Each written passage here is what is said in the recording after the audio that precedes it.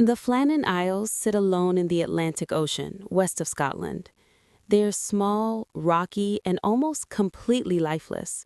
No trees, no villages, just sharp cliffs, constant wind, and the sound of waves hitting stone day and night. For centuries, sailors avoided these islands whenever possible. Locals believed they were cursed. Strange lights were reported there long before the lighthouse was ever built. Some fishermen even refused to land on them after sunset. In 1899, despite these warnings, a lighthouse was constructed on the largest island, Eilean Mòr. Its purpose was simple: guide ships safely through one of the most dangerous stretches of sea in the North Atlantic. 3 lighthouse keepers were assigned to live and work there in rotating shifts. Life was isolated, repetitive, and harsh, but manageable. At least that's what everyone believed. In December of 1900, 3 men were stationed on Eilean Mòr: James Ducat, Thomas Marshall, and Donald MacArthur. All experienced keepers, all considered reliable. Nothing about them suggested instability or recklessness. Their job was to maintain the light, record daily logs, and survive the endless storms of winter. On December 15th, a passing ship noticed something unusual. The lighthouse was dark. At first, this didn't cause immediate panic. Storms were common, visibility was poor, maybe the light was simply obscured. But as days passed, the light never returned. By December 26th, concern had grown too serious to ignore. A relief vessel was finally able to reach the island. When the ship approached, everything seemed wrong. There was no welcome signal, no movement, no figures waiting at the landing area.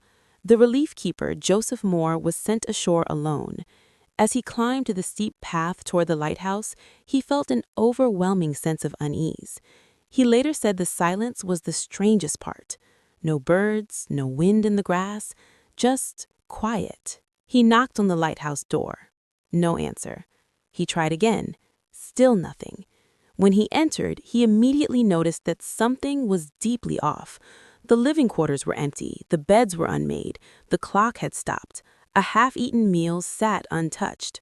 One chair was overturned. Most unsettling of all 3 men were gone. There were no signs of a struggle inside, no blood, no damage, just absence. As the investigation began, more disturbing details emerged. The lighthouse logbook was recovered, and its final entries were strange. One entry described severe storms that hadn't been reported anywhere else. Another mentioned one keeper crying uncontrollably.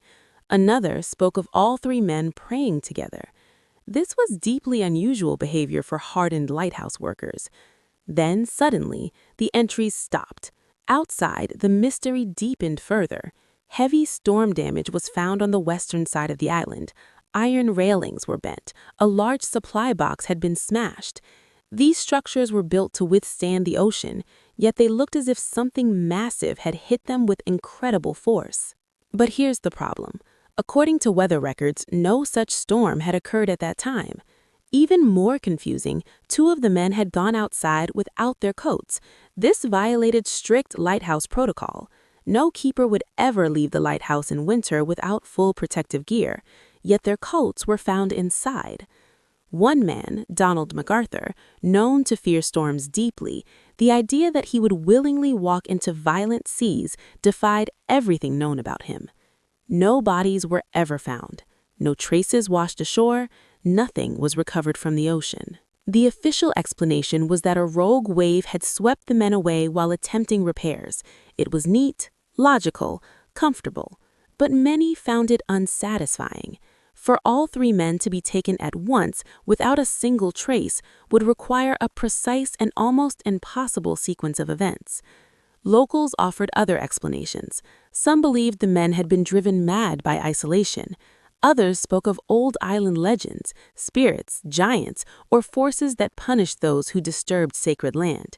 Sailors continued to report strange lights near the islands long after the lighthouse stood empty. Even today, standing on Eilean Mòr feels unsettling.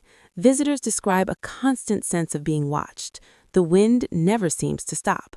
The ocean never truly rests. The lighthouse still stands, silent and functional, but forever marked by what happened there. 3 men arrived to keep a light burning in the darkness. One night, the darkness answered back, and whatever happened on the Flannan Isles took its explanation with it into the sea.